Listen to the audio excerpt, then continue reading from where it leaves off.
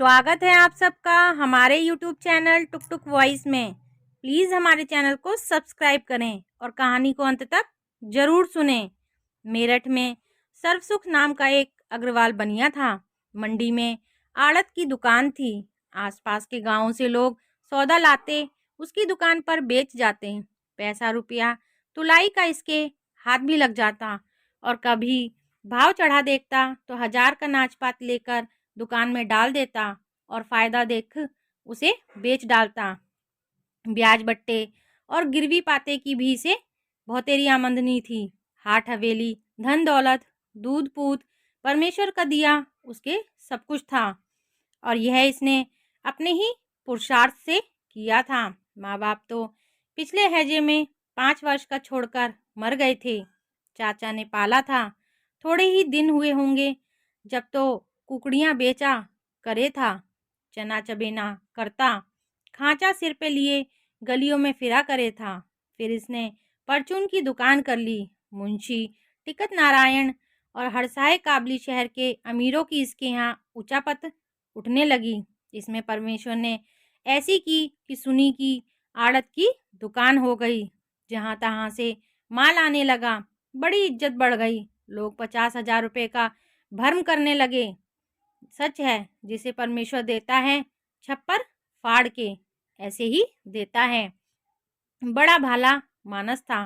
अड़ोसी पड़ोसी सब इससे राजी थे। पुण्यदान में बहुत तो नहीं परंतु छठे छमाई कुछ न कुछ करता रहे था। बड़ी अवस्था में आप ही अपना विवाह किया था। पहले 2 लड़कियां हुई। बड़ी का नाम पार्वती, छोटी का प्यार का नाम सुखदेई रखा। फिर ईश्वर ने तरा ऊपर 2 लड़के दिए। बड़े का नाम दौलत राम, छोटे का नाम छोटे छोटे पुकारने लगे। इन सब भाई बहनों की कोई 2 तो 3-3 वर्ष की छुटाई बढ़ाई होगी। बड़ी लड़की दिल्ली ब्याही गई। छोटी लड़की की मंगनी बंशीधर कबाड़ी के यहाँ हापुड़ हुई। एक दिन रात को अपने घर में कहने लगा कि सुखदेई की माँ लाला बुलाकी दास हमारी बिरादरी में जो मदरसे में नौकर हैं, यूँ कहते थे कि अपने छोटे बेटे को तुम अंग्रेजी पढ़ाओ। इसमें तेरी क्या सलाह है? और दौलत राम को तो मैं अपना कार में गेरूंगा। उसने कहा, अच्छा तो है, सारे दिन गलियों में कूदता फिरे हैं। परसों किसी लौंडे के कुछ मार आया था। उसकी माँ लड़ती हुई यहाँ आई और मैं तुमसे कहना भूल गई। आज चौथा दिन है कि दिल्ला पांडे हमारे पुरोहित की बहू मिसरानी आई थी और कहे थी कि सुखदेई को मेरे साथ नागरी पढ़ने भेज दिया करो। और भी मोहल्ले की 5-7 लड़कियां उसके घर जाया करे हैं और वह सीना पुराना भी सिखलाया करे हैं। और वह बड़ी बड़ी बात कहे थे कि जब सुखदेई पढ़ जाएगी चिट्ठी पत्री लिखनी आ जाएगी, घर का हिसाब लिख लिया करेगी और उसके घर कभी कभी एक मैम आया करे हैं। लौंडियों को देख हरी हो जाके है और उनका पढ़ना सुनकर किसी को छल्ला और किसी को अंगूठी दे जा है। सो छोटे लाल तो विद्यालय में बिठाए गए। दौलत राम लाला के साथ दुकान जाने लगे और सुखदेई मिसरानी से नागरी पढ़ने लगी। एक दिन कोई 4 घड़ी दिन होगा, छोटे लाल बाहर खेल रहा था। घर में भागा गया और कहने लगा कि माँ लाला आवे है। यह अपने मन में डर गई और कहने लगी कि आज दिन से क्यों आए हैं। इतने में वह भी आन पहुँचे और खाट पर बैठ गए। इसने छोटे लाल को पंखा दिया और कहा, लाला को हवा कर। यह बोले सुखदेई की माँ, ले बोल क्या करे। जहाँ दौलत राम को टेवा गया था तनी गांठ करने को नाई आया है। और झलामल जो कल खुर्जे से आए थे यूं कहे थे कि लड़की का बाप डूंगर बेचारा गरीब बनिया है। सरा के नुक्कड़ पर परचून की दुकान खोल रखी है, पर लड़की की माँ बड़ी लड़ाका है। तुम्हारे समधी के पास ही हमारा घर है। और छोटे लाल की पीठ ठोक ठोक कर कहने लगा कि भाई छोटे लाल हमारा नसीब बेवर है। गुड़गांव के तहसीलदार ने इसका टेवा मांगा है। अभी तो रास्ते में लाला दीना दयाल कृपी के ताऊ गाड़ी में बैठे आवे थे। मुझे पुकार कर कहने लगे कि मैं मामा जी से मिलने गुड़गांवा गया था, सो वह पूछे थे कि सर्वसुख आरती का छोटा बेटा क्या किया करे हैं। मैंने कहा, साहब विद्यालय में अंग्रेजी पढ़े हैं और होशियार है, सो उन्होंने उसका टेवा मांगा है, तुम मुझे दे देना, मैं भेज दूंगा। लाला साहब, लड़की बड़ी सुगड़ है, वह अपनी लड़की को आप नागरी पढ़ाया करे हैं। सुखदेई की माँ बोली कि तुम दौलत राम की सगाई रख लो, आई हुई लक्ष्मी घर से कोई नहीं फेरता, और रुपया पैसा हाथ पैरों का मैल है, आगे लौंडिया लौंडे का भाग। सो नाई तनी गांठ करके चला गया और उसी साल में विवाह की चिट्ठी लेके आया। इन्होंने कहला भेजा कि अब के वर्ष तो हमारी छोटी लड़की विवाह की ठहर गई है, अगले वर्ष विवाह रख लेंगे। छोटे लाल की पत्री गुड़गांवे मिल ही गई थी। लाला दीनदयाल के मार्फत वहां से कहलावत आई कि सर्वसुख जी से कहना कि मरती जीती दुनिया है, आगे मैं सरकारी नौकर हूँ, आज यहाँ कल जाने कहाँ को बदली हो जाए, सो लड़की का विवाह हम इसी साल में करेंगे। इन्होंने यहाँ से कहला भेजा कि हमारी इज्जत उनके हाथ है, अभी तो 2 विवाहों से निपटे हैं और इस साल में न केवल सूझता भी नहीं है, अगले साल जैसा मुंशी जी कहेंगे वैसा करेंगे। अगले साल विवाह की तैयारी हो गई और बड़ी धूमधाम से लाला जी बेटे का विवाह कर लाए। दोनों तरफ वाह वाह रही। जब बहू घर आई, बगल की पड़ोसन सब इकट्ठी हो गईं और सुखदेई की माँ से कहने लगी, ले बहन, बहुड़िया तो भली सुंदर है, तेरी बड़ी बहू का रंग तो सांवला है, जो कई बड़ी बूढ़ी आती है बहू कहती पाँव पंडू जी, वह कहती बहुत शीली सपूती हो, बूढ़ सुहागन रहे। जब कोई इसके बाप के घर की बात पूछती, वह ऐसी मीठी बातों से जवाब देती कि सब प्रसन्न हो जाते। बिना बातों नहीं बोलती, चुपकी बैठी रहती। वह जब अवसर पाती अपनी पोथी ले बैठती। मोहल्ले और बिरादरी की बेअरबानियों में धूम पड़ गई कि फलाने की बहू बड़ी चतुर है। कोई कहती बड़े घर की बेटी है, इसका बाप तहसीलदार है, अंग्रेजी पढ़ा हुआ है, अपनी बेटी को आप पढ़ाया है। कोई कहती जी इसके साथ जो नायन है वह कही थी इस पे सीनो पिरोनो भी आवे है और भली अच्छी फुलकारी भी काढ़े है। सुखदेई का भी गोना नहीं हुआ था, बाप ही के घर थी। नंद भावजों का बड़ा प्यार हो गया, दोनों पढ़ी पढ़ी मिल गईं। सुखदेई इतनी पढ़ी हुई ना थी, परंतु चिट्ठी पत्री तो अच्छी तरह से लिख लिया करे थी। इसने अपनी सब पढ़ी हुई भाईलियों को बुलाया और उनका लिखना पढ़ना अपनी भावज को दिखलाया। जब दौलत राम विवाह के लाए थे तो पट्टा फेर करते लाए थे। इसका कारण यह था कि लड़की के बाप घर में पहले ही कुछ नहीं था, विवाह ही में उघड़ गया, गौना क्या करेगा। तो तब से दौलत राम की बहू ज्ञानो ससुराल ही में थी। जब कोई बैर बानी बाहर की आती, ना तो बैठने को पीड़ा देती और ना उनकी बात पूछती, और जो कुछ कहती थी तो ऐसे बोलती जैसे कोई लड़े हैं। सास से तो रात दिन खटपट रखे थी, और जब कोई देवरानी को इसके सामने सराहती तो कहती, हाँ जी वह तो अमीर की बेटी है, मैं तो गरीब बनिए की बेटी हूँ। मुंह से कुछ नहीं कहती, पर देवरानी को देख देख फूकी जाती। और जब भी से छोटी ननद से भी जलने लगी। बड़ी ननद पार्वती से बड़ा प्यार था, और प्यार होने का कारण यह था कि वह भी लगावा भजावा थी, इधर की उधर और इधर की उधर। अब बहू को आए 8-10 दिन हुए होंगे कि उसका भाई रामप्रसाद मझोली लेके विदा कराने को आया। लाला सर्वसुख जी ने भी जैसे बनियों में रस्म होती है दे लेकर बहू को विदा कर दिया, और बहू के भाई से चलते चलते यह कह दिया कि भाई पहुँचते ही राजी खुशी की चिट्ठी ले भेजना।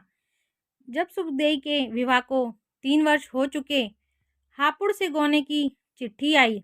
लाला ने घर में आके सलाह की। सुखदेई की माँ ने कहा, मैं तो 5 वर्ष करूँगी। लाला ने समझा दिया कि जिस काम से निपटे उससे निपटे, ये काम भी तो करना ही है, और यह भी कहा कि धी बेटी अपने ही घर रहना अच्छा है। अर्थात सुखदेई भी अपने घर गई और वहां अपने कुनबे की लौंडियों को नागरी पढ़ाने लगी। लाला सर्वसुख का माल रेल पे लदने जाया करे था। वहां के बाबू से इसकी जान पहचान हो गई थी। एक दिन कहने लगे कि बाबूजी, हमारा छोटा लड़का विद्यालय में अंग्रेजी पढ़ने जाया करे है। वह कहे था, जो तुम कहो तो तुम्हारे पास काम सिखाने आ जाया करे। बाबू ने कहा, कल तुम उसे हमारे पास दफ्तर में भेजना। छोटे लाल अगले दिन वहां गया। बाबू को अपना लिखना दिखलाया। उसकी पसंद आया। इससे कहा, तुम रोज रोज आया करो। यह जाने लगा। थोड़े दिन पीछे उसी दफ्तर में 15 रुपये महीने का नौकर भी हो गया। इसे नौकर हुए कोई 1 वर्ष बीता होगा कि बाबू की बदली अंबाले की हो गई। यह बाबू का काम किया ही करे था और साहब भी रोज देखा करे था। बाबू की जगह इसे कर दिया और यह कह दिया कि अब तो तुमको 40 रुपये महीना मिलेगा, फिर काम देख के 60 रुपये महीना कर देंगे। जब छोटे लाल 15 ही रुपये का नौकर था कि इसके लाला गौना कर लाए थे। अब गौनियाई अपने घर ही थी। छोटे लाल इस बात से अपने मन में बड़ा मग्न था कि मेरी बहू पढ़ी हुई है और बड़ी चतुर है। इधर इसकी घरवाली इससे खूब राजी थी और यह बात परमेश्वर की दया से होती है कि दोनों स्त्री पुरुष के चित्त इस तरह से मिल जाएं। यह कुछ अचंभे की बात भी नहीं है। दिल से तो वहाँ नहीं मिलता जहाँ मर्द पढ़ा हो और स्त्री बेपढ़ी।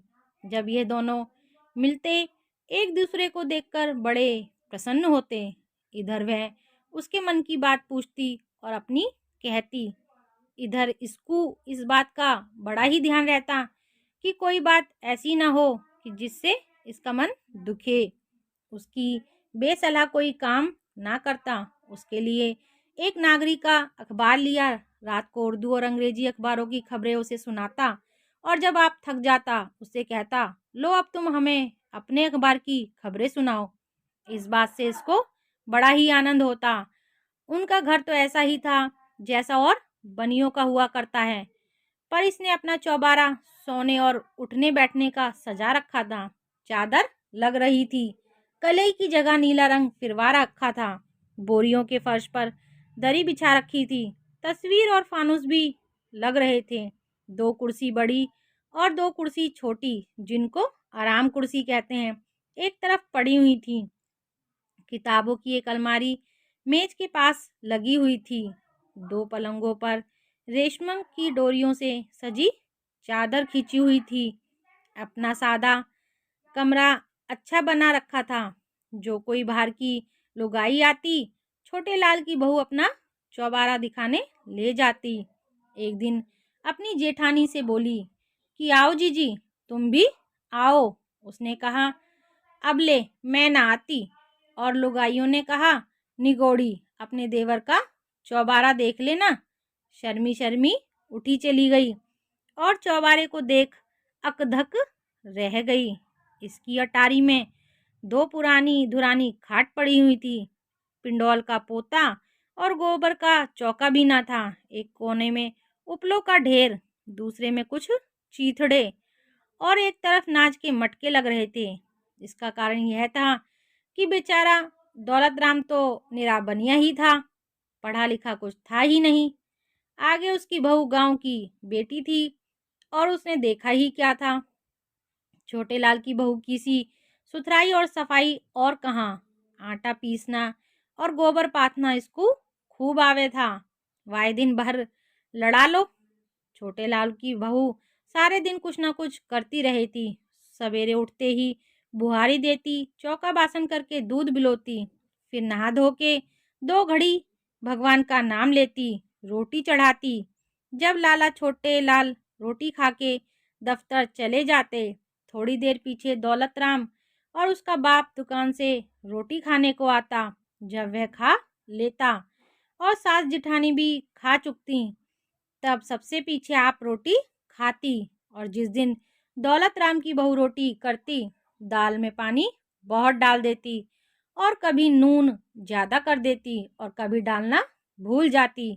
गाँव की सी मोटी मोटी रोटियाँ करती, किसी को बहुत सेक देती और कोई कच्ची रह जाती। इसलिए बेचारी देवरानी को रात को पूरी पराठे और तरकारी कर लिया करे थी। दोपहर को रोटी खाने से पीछे घंटा 1.5 घंटा आराम करती, फिर सीना पिरोना, मोजे बनाना, फुलकारी काटना, टोपियों पे कला बत्तू की बेल लगाना आदि में जिस काम की जी चाहता ले बैठती। इस समय मोहल्ले और बिरादरी की लौंडिये 2 घड़ी को इसके पास आ बैठा करे थी। किसी को मोजे बनाना बतलाती और किसी को लिखना पढ़ना सिखलाती और अपना भी काम किए जाती। जब कभी इसी काम से मन उछटता तो अपनी पोथी में से सहेलियों और भाईलियों को कहानियाँ सुना सुना कर कभी रुलाती और कभी हंसाती। और जब कभी ज्ञान चर्चा छेड़ देती तो भगवत गीता के श्लोक पढ़ पढ़ कर ऐसे सुंदर अर्थ करती कि सुनकर सब मोहित और चकित हो जाते। और जिस दिन एकादशी, जन्माष्टमी, रामनवमी व और कोई तिथि पर्व होता और सीना पिरोना ना होता तो उस दिन तुलसीदास और सूरदास के भजन गाती और विष्णुपाद सुनाती कि सब प्रसन्न हो जाती। रात को जब से व्यालू कर चुकते यह अपने चौबारे में चली जाती और रात को 10 बजे तक जहाँ तहाँ की बातचीत करके हंसती और बोलती रहती। सुखदेई के भांजे का विवाह यहाँ मारवाड़े में हुआ था। हापुड़ से अपनी बहू को लेने आया। अगले दिन लाला सर्वसुख से दुकान पर मिलने गया। राजी खुशी कह के बोला कि मामी ने अपना भावज को यह चिट्ठी दी है, घर पहुंचा देना। लाला ने नौकर के हाथ घर चिट्ठी भेज दी। छोटे लाल की बहू ने पहले आप पढ़ी, फिर सास को पढ़कर इस तरह सुना दी। राम राम बहू आनंदी जी, यहाँ से सुखदेई की राम राम बाँचना। यहाँ क्षेम कुशल है, तुम्हारी क्षेम कुशल सदा भली चाहिए। बहुत दिन हुए हैं कि तुम्हारी एक चिट्ठी आई थी, मैंने तो उसका जवाब लिख दिया था, फिर तुमने कोई चिट्ठी नहीं लिखी। यद्यपि वहाँ के आने जाने वालों से राजी खुशी की खबर मिलती रही, तथापि चिट्ठी के आने से आधा मिलाप है। अब तो मुझे आए बहुत दिन हुए हैं, तुमसे मिलने को जी चाहे है, सो माँ से कहना कि मुझे 2-4 महीने को बुला लें, यहाँ से मेरा जी उछट रहा है। लाला जी से माँ पूछ देगी जो मेरी नथ बन गई है तो ज्ञानचंद मेरे भांजे के हाथ भेज देना, और भाई की भोज प्रबंध की पोथी जो तुम्हारे पास है थोड़े दिन के लिए भेज देना। जब मैं आऊँगी लेती आऊँगी। अब तो यहाँ भी एक लौंडिये का विद्यालय हो गया है, हमारी मिश्रानी से हमारी पाए लागू कह देना और सब सहेलियों और भाईलियों से राम राम कहना। चिट्ठी का जवाब जरूर लिख भेजना। सुखदेई की माँ ने चिट्ठी सुन के कहा कि कल 5 सेर आटे के लड्डू कर लीजो, लौंडिया को कोतली भेजनी है और जो मैं कहूँ चिट्ठी में लिख दीजो। सो सुखदेई को यह चिट्ठी लिखी गई। राम राम बीबी सुखदेई जी, यहाँ से आनंदी की राम बाँचना। चिट्ठी तुम्हारी आई, समाचार लिखे सो जाने। तुम्हारी माँ जी ने लाला जी से तुम्हारे बुलाने वास्ते कहा था, सो उन्होंने कहा कि माघ के महीने में हम बाग की प्रतिष्ठा करेंगे, तब लौंडिया सुखदेई को भी बुलावेंगे।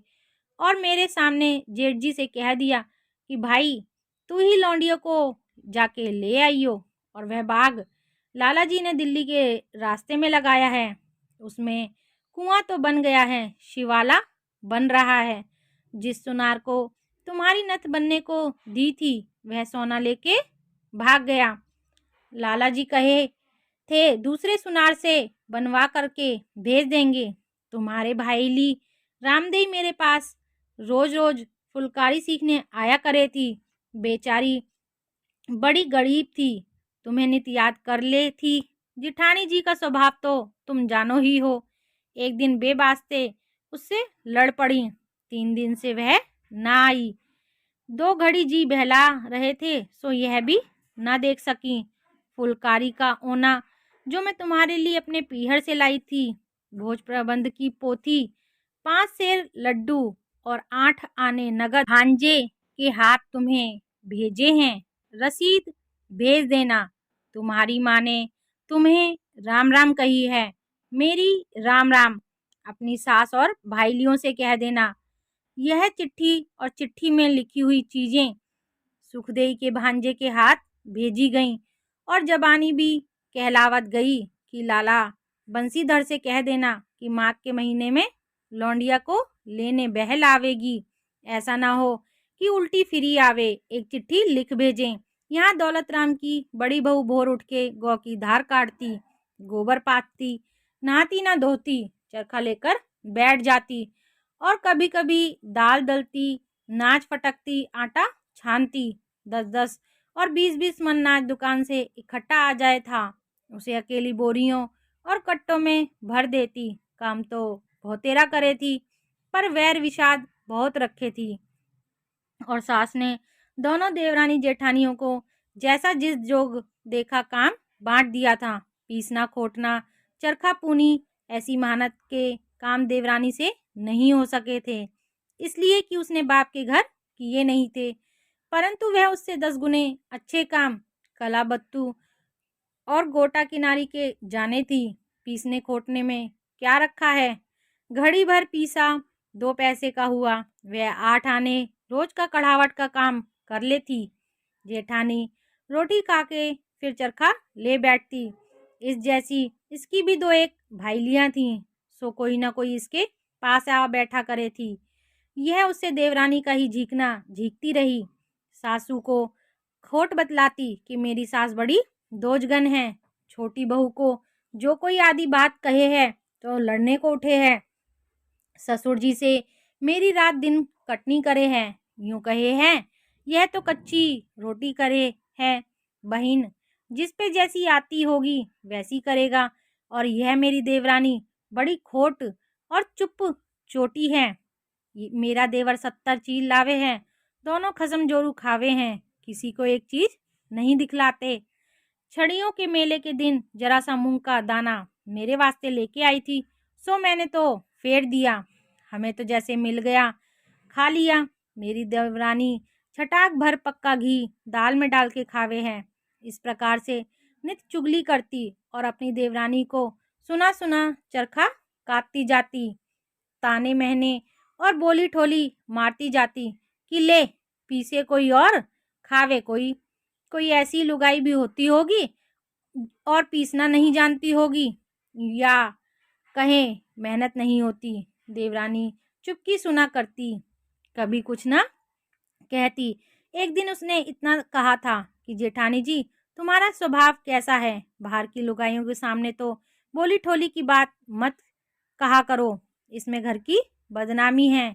इसके पीछे ऐसी 5 पत्थर लेकर पड़ी कि उसे पीछा छुड़ाना दुर्लभ हो गया। और बोली अब चल तो तेरी जिठानी है उससे कहे। छोटी मुंह और बड़ी बात। आप मेरी बड़ी बन के बैठी हैं और जो कुछ मुंह में आया कहती रही। वह बेचारी चुपके होके चली आई। सास ने कहा अरे तू उससे क्यों बोली थी। उसने कहा आई जी मैंने तो उसके भले की बात कही थी। सास ने कहा मैं क्या कहूँ। हमारी वह कहावत है कि अपना मरण जगत की हंसी। दौलत राम की बहू जहाँ तक होता अपने मालिक से रात को नित्य प्रति सास और देवरानी की बुराई करती। तुम जानो आदमी ही तो है और बेपढ़ा। रोज रोज के सिखलाने और बहकाने से दौलत राम भी अपनी बहू की हिमायत करने लगा और माँ से लड़ने लगा। जब उसकी माँ ने यह हाल देखा तो एक दिन उसके बाप से कहा और यह सलाह दी कि दौलत राम को जुदा कर दो और मैं तो छोटी बहू में रहूंगी। तुम्हारी तुम जानो ऊंच नीच सोच के बड़ी देर में यह जवाब दिया कि अच्छा तो मैं बड़ी बहू में रोटी खा लिया करूंगी। लोंडो का बाप अपना सिर पकड़कर बैठ गया और कहने लगा कि बिरादरी के लोग हंसेंगे और ठट्टे मारेंगे कि फलाने के घर लुगाइयों में लड़ाई हुई थी तो उसने अपने बड़े बेटे को जुदा कर दिया। देखो ये कैसी बहू आई, इसने हमारी बात में बट्टा लगाया। और घर 3 तेरा कर दिया। घरवाली बोली, अजी जब अपना ही पैसा खोटा हो, परखन वाले को क्या दोष है। जग तो आरसी है, जैसा लोग देखेंगे वैसा कहेंगे। सामने का दालन दौलत राम को दे दिया और सब तरह से जुदा जोखा कर दिया। जो कोई चीज दुकान से आती, दोनों घर आधी आधी बट जाती। जब यह खबर गुड़गांव में पहुंची कि लाला सरसुख के यहाँ औरतों में लड़ाई रहे थी, सो उन्होंने अपने बेटे को जुदा कर दिया है। सो तहसीलदार साहब ने अपनी बेटी को यह चिट्ठी लिखी। राम राम बीबी आनंदी जी, यहाँ से राम प्रसाद आदि समस्त बाल गोपाल की राम वंदना। यहाँ क्षेम कुशल हैं, तुम्हारी क्षेम कुशल चाहते हैं। तुम्हारी माँ तुमको बहुत याद करे है, सो मैं तुमको बहुत जल्दी ही बुलाऊंगा।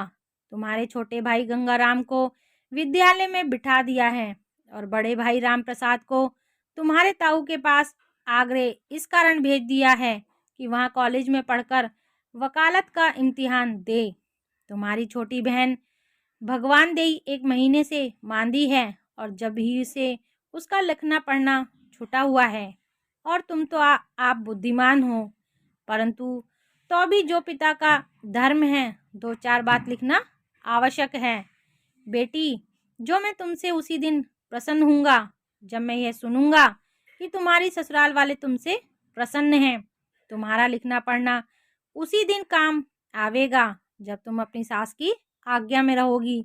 सास को माता के तुल्य जानना, ननद और जेठानी को अपनी बहन से अधिक मानना। और यह मैं जानता हूँ कि सब लड़कियों को ससुराल में जाकर प्रथम कठिनता मालूम हुआ करती है, और इसका कारण यह है कि बाप के घर तो कुछ और ही चाल चलन होते हैं और ससुराल में जाकर नए नए तरीके तौर देखती हैं। जी घबराया करता है, परंतु जो ज्ञानवान लड़कियां हैं घबराती नहीं, सब काम किए जाती हैं। यह भी जानना उचित है कि माँ बाप का घर तो थोड़े ही दिन के लिए है, सारी अवस्था ससुराल में ही काटनी है।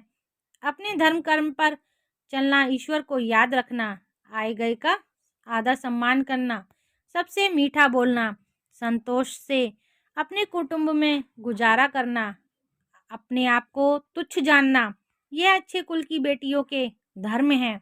ज्ञान चालीसी की पोथी में तुमने पढ़ा है कि अच्छे से सबका लाभ होता है। मेरा इस कहने से प्रयोजन यह है कि जो कोई स्त्री तुम्हारे कुटुंब की तुमको सीने पिरोने का काम दे, जो अवसर मिले तो उसे कर देना उचित है। देखो विद्यादान का शास्त्र कैसा महात्म लिखा है, अर्थात जो बातें तुमको आती हैं औरों को भी सिखलाना चाहिए। यह चिट्ठी छोटे लाल के खत में बंद होकर आई और उसने अपने घर में दे दी। दौलत राम के जुदा होने से 6 महीने पीछे एक लड़की हुई। इधर उसी दिन हापुड़ से चिट्ठी आई कि लाला सरसुख जी अनंत 14 के दिन 4 घड़ी दिन चढ़े तुम्हारी देवती हुई है। उस समय चिट्ठी को पढ़ के लाला ने दौलत राम से कहा कि ले भाई, लौंडियों ने घर घेर लिया, यह चिट्ठी अपनी माँ को सुनाइया। दौलत राम की लड़की की छठी तो हो चुकी थी। 10 टून के दिन लाला भी घर ही थे और सारे कुटुंब ने उस दिन दौलत राम के घर ही खाया था। दोपहर को दुकान से एक पल्लेदार चिट्ठी लेके आया और बोला कि लाला जी, यह चिट्ठी तुम्हारे नाम दिल्ली से आई है। मुनीम जी ने खोली नहीं, तुम्हारे पास भेज दी है और 1 आना महसूल का दिया है। लाला ने चिट्ठी पढ़ के कहा कि पार्वती की बड़ी लौंडिया का बसंत पंचमी का विवाह है। 15 दिन पहले वह भात नौतने आवेगी, सो अब भात का फिक्र भी करना चाहिए। घरवाली बोली कि सुखदेई को छोचक भेजना है। फिर ऐसे ही 2-4 गृहस्थ की बातें करके कहा कि छोटे लाल के घर में भी लड़की वाला होने वाला है। बहू को बाप को एक खत गिरवा देना कि वह साध भेज दे। धौन भर पक्के लड्डू, 5 तियल बागे, 5 गहने, कुछ मूंग और चावल, 1 रुपया नगद छूचक के नाम से नाई के हाथ हापुड़ भेज दिया। जब पार्वती भात नौतने आई तो अपनी देवरानी को साथ लाई। गुड़ की भेली दे के बोली कि विवाह में सबको आना होगा। लाला जी ने कहा, बीबी छोटे लाल की तो छुट्टी नहीं है, दौलत राम भात लेके आवेगा। और विवाह से एक दिन पहले नाई ब्राह्मण को साथ ले दौलत राम भात लेके दिल्ली में जा पहुंचा। उस दिन सारी बिरादरी में बुलावा फिर गया है कि आज भात लिया जाएगा।